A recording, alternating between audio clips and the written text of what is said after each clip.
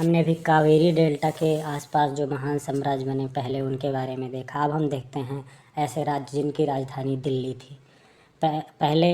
पहल तोमर राजपूतों के काल में दिल्ली किस साम्राज्य की राजधानी बनी? 12वीं शताब्दी के मध्य में तोमरों को अजमेर के चौहानों ने परास्त किया, जिन्हें चम्हान के नाम से भी जाना जाता था। तोमरों और चौहानों के राज्यकाल में ही दिल्ली वाणिज्य का एक महत्वपूर्ण केंद्र बन गया था। इस शहर में बहुत सारे समृद्धशाली जैन व्यापारी रहते थे, जिन्होंने अनेक मंदिरों का निर्माण कराया। यहाँ देहलीवाल कहे जाने वाले सिक्के भी ढाले जाते थे, जो काफ़ी प्रचलन में थे। 13वीं सदी के आरंभ में दिल्ली की स्थापना हुई। इसके साथ ही दिल्ली एक ऐसी राजधानी में बदल दिया गया जिसका नियंत्रण इस उपमहाद्वीप के एक बड़े क्षेत्र में फैला था। इस इलाके को हम दिल्ली के नाम से जानते हैं। आइए दिल्ली के शासकों के बारे में जानते हैं। राजपूत वंश का शासन में अनंगपाल 1130 से 1145 तक दिल्ली में अनंगपाल ने राज किया। चौहान वंश में प्रमुख राजाओं में पृथ्वीराज चौहान ने 1175 से 1192 तक साम्राज्य अपना स्थापित किया। अब प्रारंभिक तुर्की शासन जो 1206 से 1290 तक रहा, उसमें कुतुबुद्दीन ऐबक 1206 से 1210 तक, शमसुद्दीन इल्तुतमिश 1210 से 1236 तक, रजिया 1236 से 40 तक रही। गयासुद्दीन बलबन जो एक बहुत ही कठोर शासक था, 1266 से 1287 तक रहा। खिलजी वंश 1290 से जो 1320 तक था, उसमें जलालुद्दीन खिलजी 1290 से 96 तक रहा और अलाउद्दीन खिलजी 1296 से 1316 तक रहा। तुगलक वंश में देखें तो 1320 से 1414 तक इसका शासक रहा। गयासुद्दीन तुगलक 1320 से 1324 तक रहा। मोहम्मद तुगलक 1324 से 1351 तक रहा। फिरोज शाह तुगलक 1351 से 1388 तक रहा। सैयद वंश के बारे में अगर देखें तो सैयद वंश का शासक दिल्ली में 1414 से 1451 तक रहा। खिज्र खां 1414 से 1421 तक खिज्र खां जो प्रमुख शासक था उसका साम्राज्य रहा।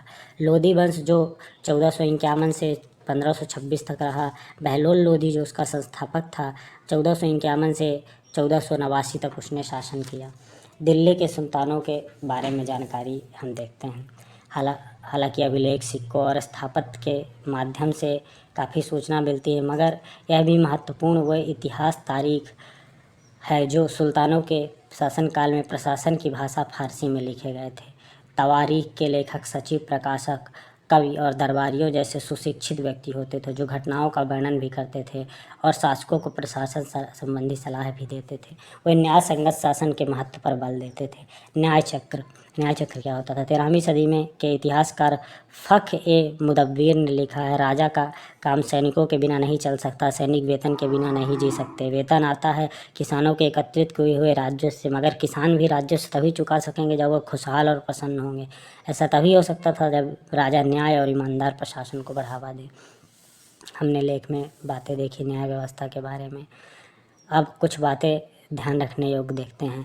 तवारीख के लेखक नगरों, विशेषकर दिल्ली में रहते थे। गांव में शायद ही कभी रहते थे। वो अक्सर अपने इतिहास सुल्तानों के लिए उनसे ढेर सारे इकराम पाने की आशा में लिखा करते थे। ये लेखक अक्सर शासकों को जन्म सिद्ध अधिकार या लिंग भेद आधारित आदर्श समाज व्यवस्था बनाए रखने की सलाह देते थे। उनके विचारों से सारे लोग सहमत नहीं होते थे।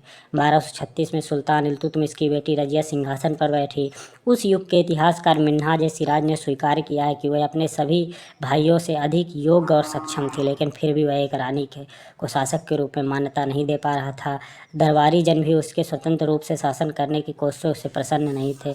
सन 1240 में उसे सिंहासन से हटा दिया गया।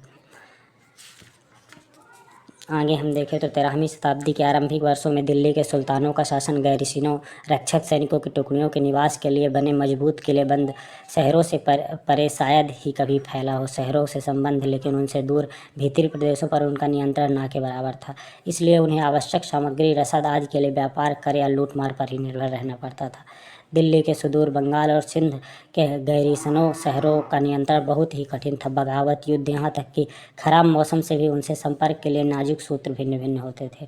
शासन को अफगानिस्तान से आने वाले हमलावरों और सूबेदारों से बराबर चुनौती मिलती रहती थी, जो जरा सी कमजोरी का आभास मिलते ही विद्रोह का झंडा गाड़ देते थे। इन चुनौतियों के चलते सल्तनत को बड़ी मुश्किल से किसी तरह अपने आप को बचाए रखे हुई थी। इसका संस्थापक गयासुद्दीन बलबन के शासनकाल में हुआ था और इसका विस्तार अलाउद्दीन खिलजी और मोहम्मद तुगलक के राजकाल में हुआ। सल्तनत की भीतरी सीमाओं में जो भी अभियान चले, उनका लक्ष्य गैरीसन शहरों की पृष्ठभूमि में स्थित भीतरी क्षेत्रों की स्थिति को मजबूत करना था। इन अभियानों के दौरान गंगा यमुना दोआब से जंगलों को साफ कर दिया गया और शिकारी, संग्राहक तथा चारवाहों को उनके पर्यावास से खदेड़ दिया गया। यह जमीन किसानों को दे दी गई और कृषि कार्य को प्रोत्साहन दिया गया। व्यापार मार्गों की सुरक्षा और क्षेत्रीय व्यापार की उन्नति के खातिर नए किले, गैरीसन शहर और शहर बनाए बसाए गए।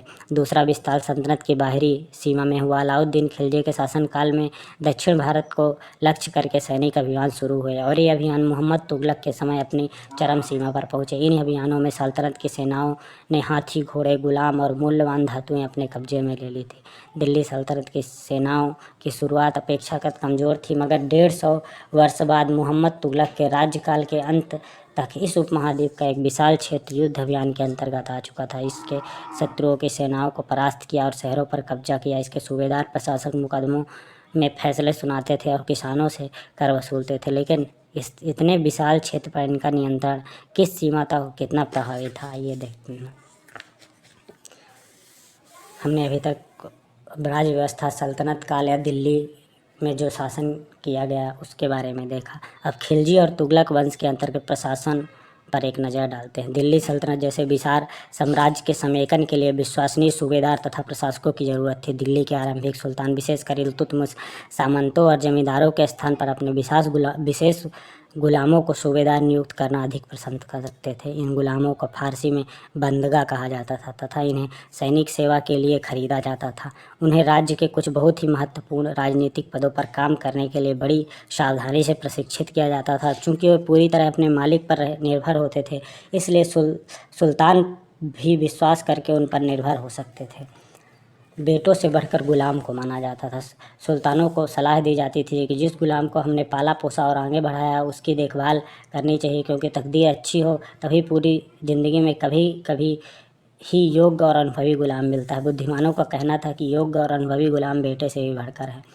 खिलजी और तथा तुगलक शासक बंदगा का इस्तेमाल करते रहे और साथ ही अपने आश्रित निम्न वर्ग के लोगों को भी ऊंचे राजनीतिक पदों पर बैठाते रहे। ऐसे लोगों को सेनापति और सूबेदार जैसे पद दिए जाते थे, लेकिन इनसे राजनीतिक अस्थिरता पैदा होने लगी।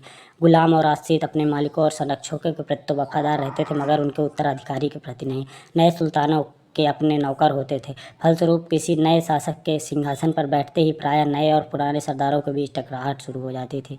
सुल्तानों द्वारा निचले तबके के लोगों को संरक्षण दिए जाने के कारण कई उच्च वर्ग के कई लोगों को गहरा धक्का भी लगता था और फारसी तवारीख के लेखकों ने निचले खानदान के लोगों को ऊंचे पदों पर बैठने के लिए दिल्ली के सुल्तानों की आलोचना भी की है। सुल्तान मोहम्मद तुगलक के अधिकारी जन कैसे थे? सुल्तान मोहम्मद तुगलक ने अजीज खुमार नामक कलाल, शराब बनाने और बेचने वाला, फिरोज हज्जाम नामक नाई, मनका तब्बाख नामक बावर्ची और लड्ढा तथा पीर नामक मालियों को ऊंचे प्रशासनिक पदों पर बैठाया था। 14वीं शताब्दी के मध्य के इतिहास का